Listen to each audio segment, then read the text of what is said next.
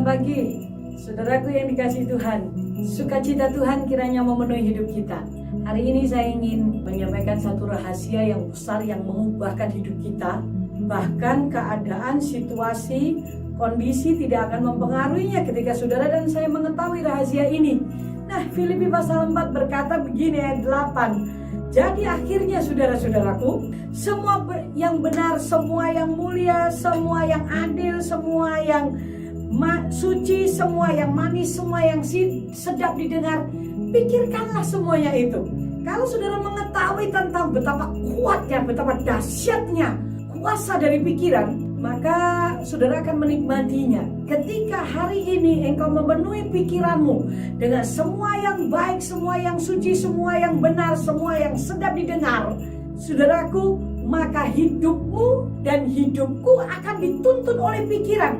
Karena bagaimana kita berpikir, demikianlah dia kan. Dikatakan oleh kitab Amsal, kalau pikiran kita hari ini kita penuhi dengan hari ini adalah hari di mana Tuhan akan memberikan kekuatan kepadaku. Aku akan melalui hari ini dengan sukacita karena Yesus sudah mati dan bangkit bagiku dan memberikan Roh Kudusnya kepadaku. Dia tidak pernah terlambat menolong aku. Jadi semua yang baik, semua yang suci, semua yang benar, masukkan dalam pikiranmu. Tapi buatlah bagaimana saya menghadapi masalah yang demikian besar, ekonomi seperti ini, anak seperti ini, kesehatan merosot. Katakan dan penuhi pikiranmu dengan janji-janji Tuhan. Sekalipun keadaannya tidak sama, tetapi saya percaya ketika pikiran kita ini dipenuhi dengan sesuatu yang benar, sesuatu yang mulia, maka pikiran ini akan menggerakkan kita untuk menuju ke hal yang itu, saudara. Tapi ketika pikiran saudara sudah mulai, aduh aku gagal, aduh aku gak bisa, dan seperti ini, maka itu yang akan terjadi dalam hidup saudara dan saya. Ini loh yang dinamakan kuasa berpikir benar. Karena memang Alkitab berkata, pikirkanlah semuanya itu. Ini kata kerja yang berkata kayak kita tuh harus mengerjakan. Jadi kita nggak bisa berkata bahwa pikiran saya nanti saya berdoa kepada Tuhan supaya pikiran saya diganti, supaya Tuhan yang akan melakukan ini dalam hidup saya. No, bukan. Ini adalah tugas saudara dan saya untuk menaruh di pikiran ini bahwa Yesus ajaib.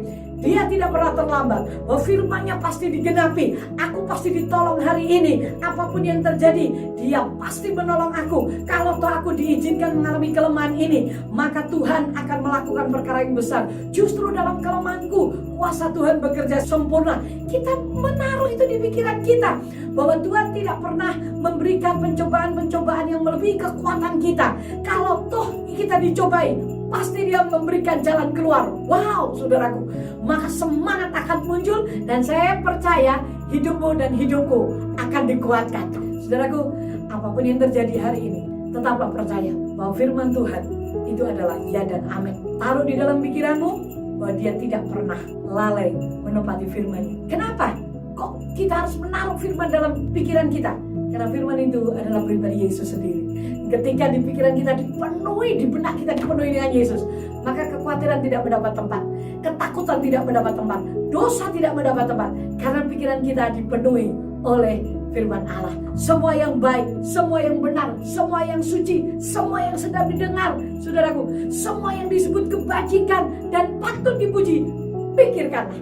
Ayo kita kerjakan untuk memikirkan hal yang benar, hal yang patut dipuji, yang sedap didengar. Saya tahu hidupmu dan hidupku akan berubah ketika kita melakukannya. Terima kasih Bapa di surga dalam nama Yesus. Engkau mengingatkan kami untuk kami berpikir benar. Dan tolong mulai hari ini Allah Roh Kudus menolong kami untuk kami terus menerus menguasai pikiran kami, menundukkan di bawah kaki-Mu Tuhan.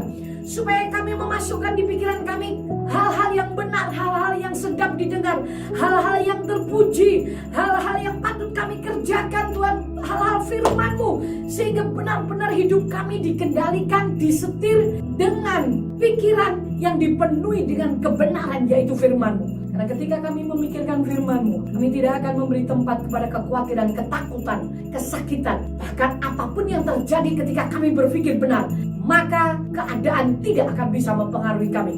Karena kami tahu kuasa pikiran itu sudah Kau katakan melalui firman-Mu, itu akan terjadi di dalam hidup kami. Itulah sebabnya hari ini kami ingin berpikir seperti kata firman-Mu, bahwa kami akan berpikir benar, kami akan berpikir yang mulia, yang suci dan sedap didengar dan patut dipuji.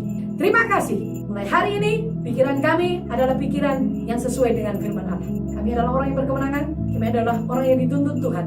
Kami adalah orang yang benar-benar diberikan pengertian, hikmat oleh Roh Kudus. Dalam nama Yesus, kami orang berhasil. Amin. Tuhan memberkati saudara dan saya. Selamat bekerja, hidupmu dituntun oleh pikiran yang dipenuhi dengan firman Allah. Amin.